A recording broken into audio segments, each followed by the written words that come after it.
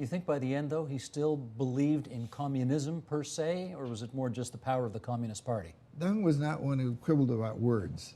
He wouldn't quibble about the word of communism, but I think it was not what we Westerners call capitalism. Some people thought of what Deng did as capitalism just under another name. But land ownership is still by the state in China. They have large state companies that control more than half the economy. They still have a planned economic system. The Communist Party is still in charge. And so it's not exactly what we would call capitalism, but opened markets wide. And that he had no hesitation in opening markets and encouraging competition. Socialism with a Chinese character. That's what he called it. Yeah. That was a way of allowing him to do whatever he wanted without getting bogged down by ideological arguments. I want to take you to June 4th, 1989, right, which I suspect, sadly, for Deng Xiaoping, is how many people in the West are going to remember him as the guy who, when he saw a couple of 100,000 Chinese students protesting in Tiananmen Square, gave the order to clear the square by any means necessary. Exactly. Why did he give that order?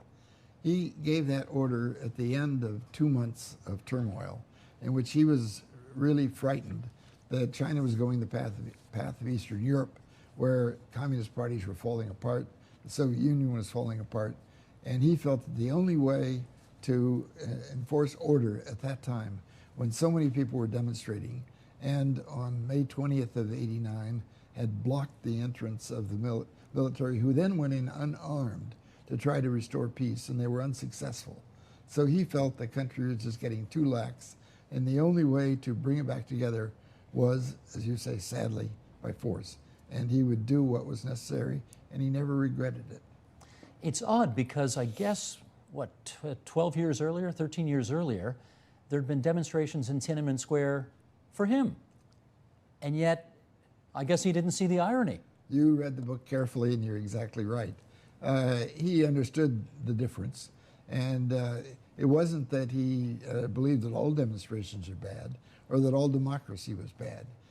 Some Westerners thought Deng was against all democracy, but not so. In 1978, he allowed students to write on the wall what was known as Democracy Wall. And it took about 3 months before he decided that it was getting out of hand and he had to clamp down.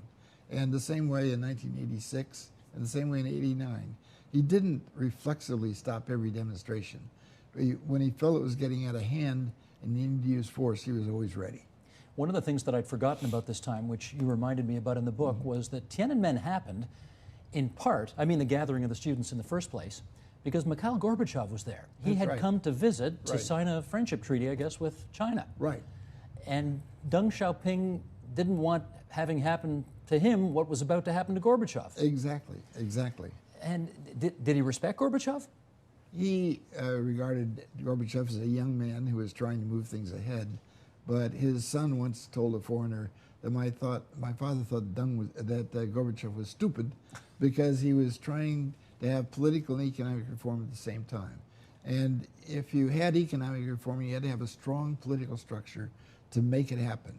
And so he thought that Gorbachev was trying to deal with the problems of the Soviet Union, but he made a serious mistake in allowing things to get out of hand. In looking at the research material that you encountered to write this book, and I understand that Deng kept it all up here, right? He didn't leave notes and that kind of thing. He left no notes.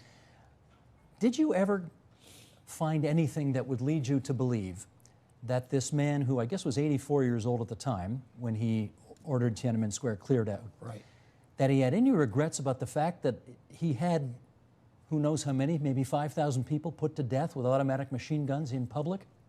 Oh, it wasn't 5,000. How many was it? The best estimates by a Canadian scholar, Tim Brooke, are between 700 and 800. He was there, went to the hospitals, took the data, but... Maybe 5,000 including injured? Oh, yes. There were 5,000 casualties. Okay. But 700 to 800 died. Okay. Deng had fought for 12 years, first against the Japanese and against the Kuomintang. He had seen people killed in land reform, in the anti-rightist campaign. He felt that, as Mao said, the revolution is not a dinner party. To get established power, you do what's necessary. And Deng was far more willing to have the voice of democracy than Mao was. But in the end, if he felt the country were falling apart, he had experienced lots of battles and lots of deaths. And it was a lot more important to him to keep 1.3 billion people under some kind of stable order than it was to protect the lives of the 500 protesters, That actually 800 protesters. leads nicely to the next quote I was going to take from the book here, which is the following. When many Chinese people compared Deng's response to the Beijing student uprising with those of Gorbachev and his Eastern European counterparts to their own versions of the Beijing Spring, they believe the Chinese people and the Chinese nation today are far better off. They are convinced, given its early stage of development, China could not have stayed together had the leadership allowed the intellectuals the freedom of thought. They believe even greater tragedies would have befallen China had Deng failed to bring an end to the 2 months of chaos in June 1989. You've looked at it. Are they right? I think that there are a lot of students who believe that, and if I had to come down, I would guess yes. There's no way to prove one way or the other, the counterfactual, something that didn't happen. Many of my Chinese friends that I respect thought if he had been moved more to democracy before, Tiananmen would have never happened and China would be far better. That's possible. I don't really know. I mean, I try to tell what happened and why it happened, try to tell what he thought, but the ultimate judgment of could he have done it another way and have it worked, you know, history just doesn't answer that. And any scholar who seriously tries to understand can't leap and suddenly say one or the other. We just don't have that data. No, fair enough. But the sprite inside you must occasionally ask yourself, what if he'd listened to his number two instead of ostracized him? And what if he'd allowed a liberalization? And what if he'd allowed this? Would it have been so bad for him to go out and speak to the students? How might history have been different? It's possible if he had gone out and talked to the students in May or June, that they would have quieted down. But he was already, at that time, as you say, 84 years old. He didn't get out much. And he was determined to be fairly tough with the students. He thought that the students had benefited from the measures that he had brought about, and he had worked so hard to bring about. And now they were complaining and trying to overthrow the kind of structure that had brought all the change to China. So I think he was really angry with the students at that point. In the long run, did China's relations with the rest of the world suffer all that much because of the Tiananmen massacre?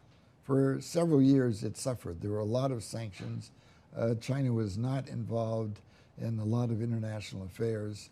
And some of those sanctions for the sale of military weapons are still in existence even today. But as Deng said at the time, Westerners have a short memory. The businessmen will want to be in the China market. And before long, we can resume contacts.